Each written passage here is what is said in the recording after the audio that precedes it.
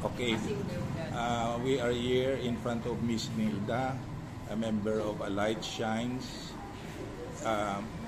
Assemblies of God sa Purok Rosal, Barangay Tacoling. Nilda, I'm glad to meet you, and si Rila.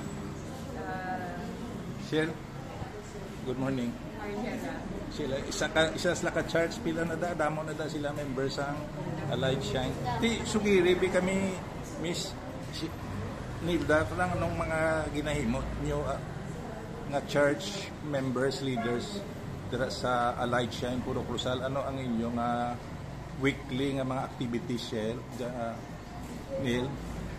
Meron kaming for example, Monday.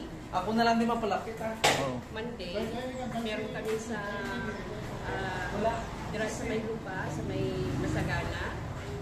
Supposed to be duwa na ang schedule namon, pero yung isa medyo nag-cancel muna kay busy pa sila. Tuesday sa kami sa Alihis, home church na kami dyan. Sa Wednesday, dira kami sa church namon, nag-equipping kami ng prayer meeting. Thursday, ang aming schedule sa Hanumanan, house church man.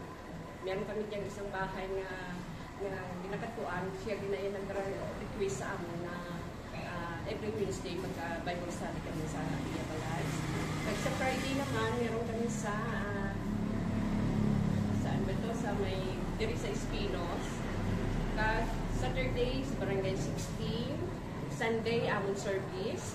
But after lunch, kahito kami sa Morsya, sa Madricacao, sa Paglaong, may aramin namin sa Sigay, sa Bahanukoy. So full lang namin na schedule sa isa na semana. Ang una ang goal namon na makaabot kami ng 61 barangay. 61 barangays ang goal nila, Bacolod City, Subong. How many barangays na ang na-reach nyo? 7 to 10 barangays. Sino ogid Miss Nilda naga-initiate sang inyong ministries? Si Pastor. Sinong name niya? Si Pastor Carlito Tablero. Pastor? Carlito Tablero. Oo, Carlito Tablero. Nag-meet na kami sa balay. So, how many leaders kamo, women and men involved sa weekly nyo sa simbahan? Mga half ng siguro mga 60 members na kami. 60 members na kamuda? Half nila ay may na. Active? Mga 20% ako na mga leader na 20% leaders ang 60. 20 is 12. Over. Oo, si Dako man ang pagbago ni Miss Nilda, no? How many years ago ka na nag-born again, Miss Nil? Almost 7 years. 7 years, no? Sino ang nagtutoy sa imo sa simbahan nyo sa Light Shine? Si Renita Quinca. Okay, bo. Si Big Amino. Sila ginangaduang naging sa akin na Miss Renita Quinca, Miss Lori Vic. This is Friday, ari kami sa Barangay Hall. This is May 9. Nagkakasalamat kami maskin postpone ang meeting naton. Postpone meeting 2 weeks from now. Another Friday, 2 weeks from now, that would be May man gyapon, no? May 23.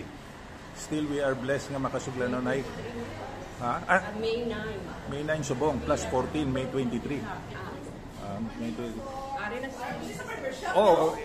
Ginalibak namon si Pastora Loribic, ginalibak namon nga 2 weeks from now si Miss Loribic inogorday na siya nga pastora sa ila simbahan sa kay Pertig Active.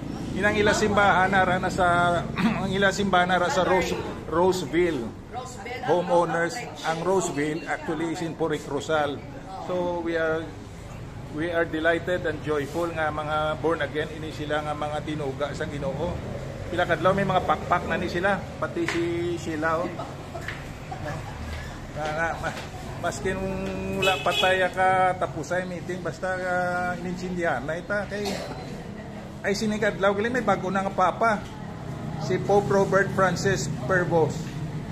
He is only 69, no?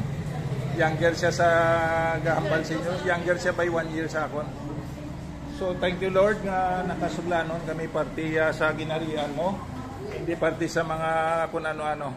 Okay? Hallelujah. Hallelujah. Hallelujah. Praise the Lord.